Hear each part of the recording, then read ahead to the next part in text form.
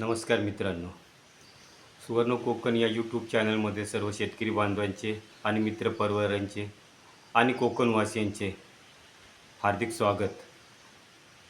आज आपण हा व्हिडिओ बनवतोय तो राजकारणाशी निगडीत आहे. पण राजकारणाशी निगडीत का आहे तर काही गोष्टी आहेत त्या राजकारण्यांनी वेळेवर करायला पाहिजे, ते करत नाहीत आणि त्यामुळे खूप अडचणी निर्माण होतात, त्रास सहन करावा लागतो आणि त्या जनतेचंही नुकसान होतं आणि सरकारचंही नुकसान होतं. पण ते अहंकारामुळे एवढे गाडलेले असतात की त्यांना ते नुकसान दिसत नाही आणि आपली आरेरावी चालू असते. आता एक तर घ्या बारसू आपला आणि रिफायनरीसारखे जे प्रकल्प आहेत, जे खेळलाई लक्ष्मीच्या नावाने पण सुरू करत आहेत, हे प्रकल्प आपल्या फक्त कोकणातच का येतात? हे रासायनिक प्रकल्प आपल्या कोकणात आणून हे कोकण आपलं नष्ट करण्याचा प्रयत्न करतायत का? अच्छा, हे केल्याच्या नंतर जबरदस्ती राखण्याचा प्रयत्न करतात, रेटत राहतात. पण काही आंदोलनं होतात, हे होतात, हे होतात. त्यानंतर हे बंदही केले जातात आणि राजकारणी थातूरमातूर उत्तरं देऊन आपल्याला गंडवतातही आणि आपण त्यात गंडतोही. तर आपला हा बोलतात ना, कोकण हा साध्या भोल्या माणसांचा आपला कोकण आहे. पण एवढे पण भोळे नाही आहेत की ते तुम्ही काही कराल आणि आम्ही ते मान्य करू. तर हे लक्षात ठेवा आणि राजकारणी जे करतायत ते चुकीचं आहे.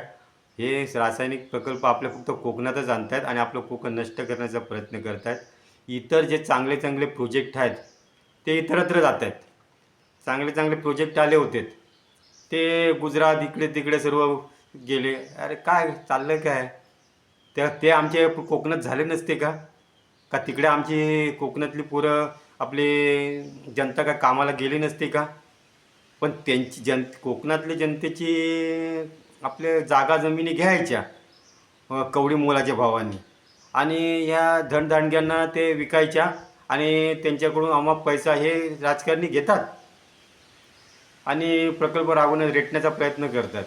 त्यानंतर जेव्हा अंगाशी येतं तेव्हा बोलतात अरे ते होणार नाही, त्यासाठी खूप हे आहे ते आहे ते आहे आणि लालच पण देतात की याच्यामुळे तुम्हाला नोकऱ्या मिळणार आहेत, हे मिळणार आहेत. अरे नोकऱ्या मिळणार आहेत, पण त्या नोकऱ्या करण्यासाठी तो माणूस जिवंत राहायला पाहिजे ना. पण तो माणूस अगर मरत असेल तर ह्या नोकऱ्यांचा उपयोग काय? तर त्यामुळे नुसतं जनताच नाही तर वातावरण, प्रकृती, आपली नैसर्गिक जी संपत्ती आहे ती नष्ट होते. अच्छा, हे जमिनीतच नाही, पाण्यामध्येही ते पाणी रासायनिक पाणी जातं आणि आपले मत्स्य व्यवस्था संपुष्टात येते. जमिनी खराब होत आहेत आणि ज्याच्यातून धूर वगैरे जे काही निघतं आहे त्याच्यामुळे आपलं नैसर्गिक जे वातावरण आहे ते नष्ट होतं आहे.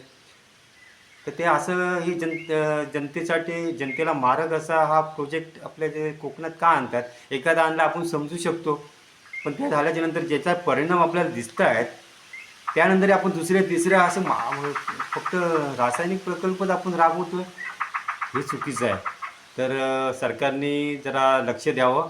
मायबाप सरकार, आम्ही जनताने तुम्हाला निवडून दिलेलं आहे आणि खुर्चीवर बसवलेलं आहे. तर जसं खुर्चीवर बसू शकतो तसं आम्ही तुम्हाला खुर्चीवरून उतरवू शकतो, हे लक्षात घ्या.